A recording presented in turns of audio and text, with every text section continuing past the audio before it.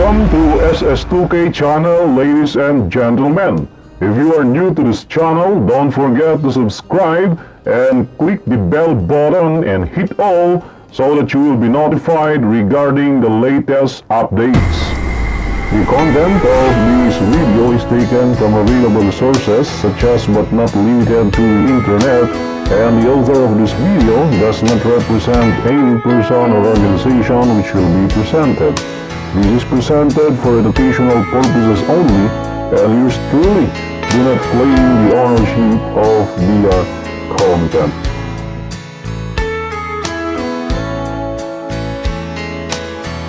The topic that will be discussed in the short video presentation, ladies and gentlemen, is about the Department of Transportation or DOTr, or in Tagalog it is known as Kagawaran ng Transportasyon. A topic under the subject Law Enforcement Organization and Administration, the interagency approach. No? So as usual, I will present the topic in Q&A form with rationalization. No? So let us proceed to question number 1. It is a primary policy, planning, programming, coordinating, implementing, and administrative entity of the executive branch of the government on promotion, development, and regulation of a dependable and coordinated network of transportation system, as well as in fast, safe, efficient, and reliable transportation services. Okay, so ang tone po nito is more on transportation, no? Safe transportation. So ito yung namamahala sa planning, paggawa ng polisiya, no?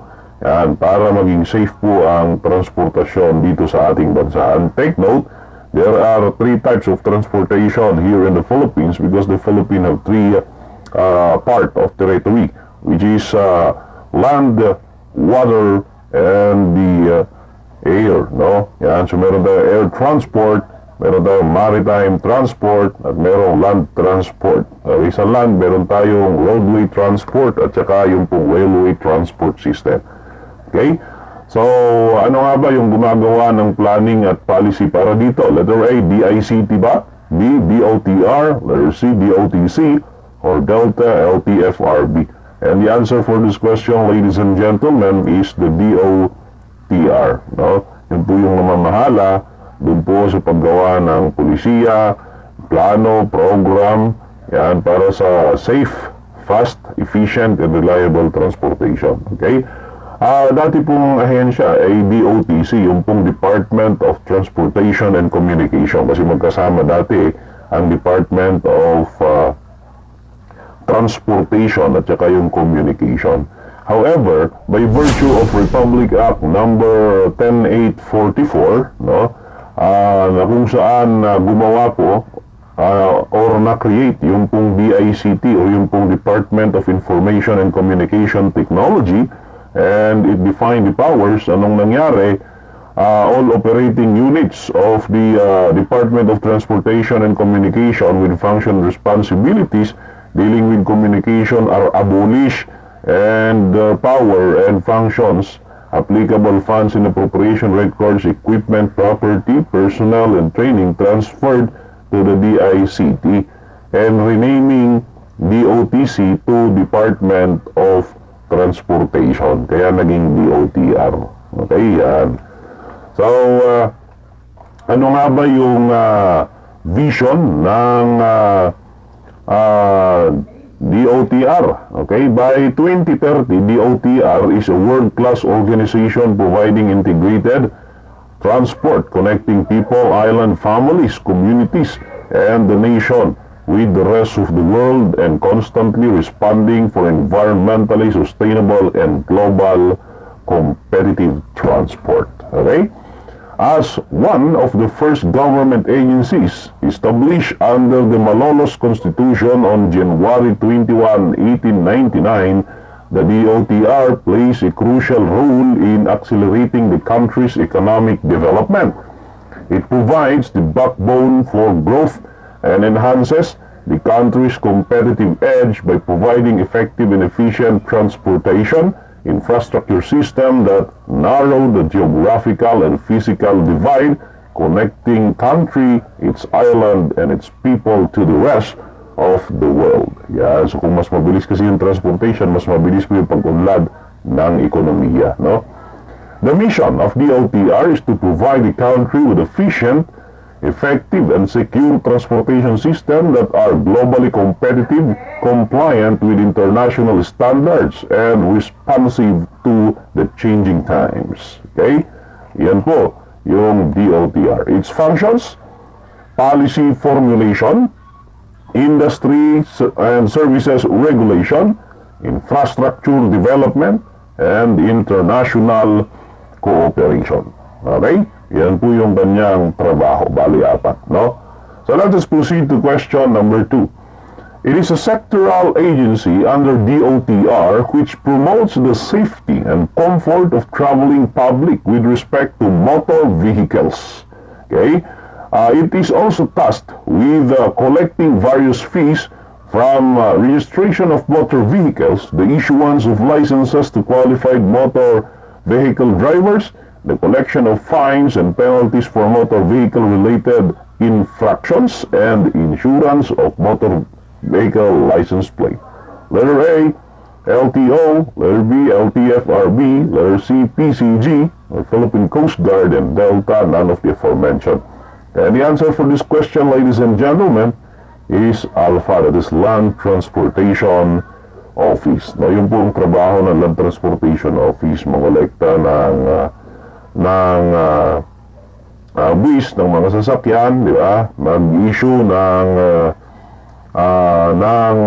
plaka, mag-issue ng lisensya, yan. Okay. It is created under Republic Act number 4136, no? Yan. Then, the LTFRB, or Land Transportation Franchising and Regulatory Board, was created by virtue of an executive order issued on June 19, 1987, with the goal of simplifying the land transportation industry franchising system. Yung pong mga pangbiyahing sasakyan na kung gustong kumuha ng franchise, ang namamahala po dito ay yung pong LTFRB, ano? Yan. Since the creation of LTFRB, the issuance of franchises for land transport operators has become more stringent, resulting in higher safety standards for land travel. Technical evaluation is to ensure that operating and safety standard of commercial private vehicles are observed prior to the issuance of operating franchises. No? Then, maritime transport, yung pong Philippine Coast Guard, no? Yan, so pulis po sa pangkaragatan. Ha? The Philippine Coast Guard is an armed and uniformed service primarily tasked with enforcing all applicable laws within the Philippine waters, conducting maritime security operations, safeguarding of life and property at the sea, and protecting the marine environment and resources. Okay, so police pangkaragatan, yung pong Philippine Coast Guard, ladies and gentlemen. So yun po yung tatlo na sectoral agencies under DOTr. Yung LTO, LTFRB, at Philippine Coast Guard. Okay, so let us proceed to question number 3. It is an agency attached to the DOTr, which is a single authority responsible for security of the transportation system of the country, including but not limited to the following: the civil aviation, sea transport and maritime infrastructure, land transportation, rail system, and infrastructure. It was created by virtue of Executive Order number 277 in response to international mandate calling for a single authority for all modes of transportation security in the Philippines. Okay? Which was issued by Executive Order 311, issued on April 26, 2004. So, security, no, mag-maintain ng security sa buong modes ng transportation, mapalupa, mapakaragatan, o kaya naman ay mapahimpapawid, di ba? Letter A, Office for Transportation Security. Letter B, Civil Aviation Authority of the Philippines. Charlie, Manila International Airport Authority, or DOTr Clark International Airport Corporation? And the answer for this question is Office for Transportation Security. Okay, so yan po ang namamahala sa security ng civil aviation, sea transport, and maritime infrastructure, land transportation, rail system, and infrastructure. Okay, ano naman yung pong PAAP, or yung Civil Aviation Authority of the Philippines? It is responsible for implementing policies on civil aviation in order to ensure safe, economical, and efficient air travel. As an independent regulatory body with quasi-judicial and quasi-legislative powers, the CAAP is mandated to set comprehensive, clear, and impartial rules and regulation for Philippine aviation industry. Okay, so yung panghimpapawid naman po ito, no? Yan, sila po yung gumagawa ng implementing policies on aviation. Okay, next. What is Manila International Airport Authority, or MIA? It is created by Executive Order 778.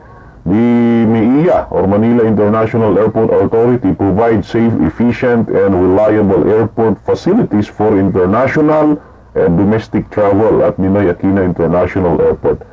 It is also tasked with promoting the NAIA as a center for international trade and tourism. The Clark International Airport Corporation is a fully committed agency to provide the quality management of airport infrastructure and services in order to realize the vision to be the premier world-class airport in the Philippines by 2020, the secondary airport of choice by 2017, and a competitive aviation services center of Asia Pacific region by 2015. No? Okay, question number 4 po tayo. It is tasked with regulating, promoting, and developing economic aspect of civil aviation in the Philippines. It regulates the lease, purchase, and sales of aircraft along with overseeing consolidation and mergers of domestic air carriers. There is a Civil Aeronautics Board. Letter B, Mactan Cebu International Airport Authority. Letter C, Philippine Aerospace Development Corporation. And Delta is Toll Regulatory Board. And the answer for this question, ladies and gentlemen, is the CAB, or the Civil Aeronautics Board. Okay, so they regulate, promote, and develop economic aspect of civil aviation. No? Yung pong pagbenta ng aeroplano sa mga sibilyan, yan, nare-regulate po yan ng CAB, or Civil Aeronautics Board. Okay, yan. The Mactan Cebu International Airport Authority, or MCIAA, is in charge of operating, maintaining the international airport in Mactan, no? Which is currently the premier gateway of the Central Visayas. The MCIAA provide airport safety and security and also implement airport rules and regulation. The Philippine Aerospace Development Corporation, or PADC, undertakes business and development activities for establishment of reliable aviation and aerospace industry within the Philippines. It engages in the design, manufacture, and sale of all forms of aircraft, and also develop local capabilities in maintenance, repair, and modification of aviation equipment. Yan. Then yung pong Toll Regulatory Board, or TRB, anong trabaho po nun? The Toll Regulatory Board supervises and regulates the construction, operation, and maintenance of toll facilities, and is also responsible for the collection of toll fees. It was created by virtue of Presidential Decree number 1112, also known as the Toll Operation Decree. Okay? So, question number 5 tayo, no? It was created in 1963 by virtue of Executive Order number 898 and was originally known as Committee on Transport Cooperatives. Its current objective is to integrate the Transport Cooperatives program into the public transport and transit system in order to achieve economies of scale with respect to fuel consumption. Letter A, Office of Transport Cooperatives. Letter B, Philippine National Railways or PNR. Letter C, Light Rail Transit Authority or LRTA. And Delta is North Luzon Railways Corporation or NLRC. And the answer for this question, ladies and gentlemen, is Alpha, that is Office of Transport Cooperatives. No, kaya sa bagong isinusulong na modernization, no, ay yung pong mga pampasadang sasakyan should create a cooperatives. Yan. Then, yung pong PNR or Philippine National Railways was created via legislation on June 1964 in order to provide a nationwide railway transportation system. There are currently plans to create new lines connecting the rapidly developing areas in Central Luzon and South Tagalog region with Metro Manila para sa mas mabilis transportasyon gamit po ang riles. Yan. Then, Light Trail Transit Authority, the LRTA, was created via Executive Order 603 on July 12, 1980 in order to oversee the construction and operation of the Light Rail Transit Project extending from Baclaran in Pasay City to Monumento in Caloocan. Since then, the LRTA's mandate has expanded to encompass other light rail project in Metro Manila. Then, yung pong North Rail or North Luzon Railways Corporation or NLRC ay na-create naman para i-implement yung North Rail Project, a major undertaking of the Philippine government which aims to build fast, reliable, and efficient railway system in Central Luzon and Northern Luzon. The railway system is expected to further enhance the development and growth potential of the aforementioned areas. So hopefully, no, mangyari po yun. No? Magkaroon ng riles dito sa North Luzon. Yan, via NLRC. Okay, yan. Dati meron naman, no? Question number 6. It was formerly known as the Philippine Nautical School. It was created in January 1963 by Republic Act number 3680, which produces efficient and well-trained merchant marine officers of an international caliber. Its graduates spearhead Philippine efforts in international trade and are also capable of serving as auxiliary naval officers during times of conflict. Letter A, Philippine Ports Authority. Letter B, Maritime Industry Authority or Marina. Letter C, Cebu Ports Authority. And Delta is Philippine Merchant Marine Academy. At ang tinatanong dyan ay yung pong school kung saan napuproduce ng mga graduates na international ang kalibre. So ang sagot po dyan ay yung pong PMMA or Philippine Merchant Marine Academy, that is Delta. No? So ano nga ba yung pong Philippine Ports Authority? No? The Philippine Ports Authority is the primary government agency concerned with the planning and development of the country seaport. It was established in 1974. The Philippine Ports Authority Charter was amended by Executive Order 857, which expanded its function to include the integration and coordination of ports nationwide. Yan. So, sa mga ports naman.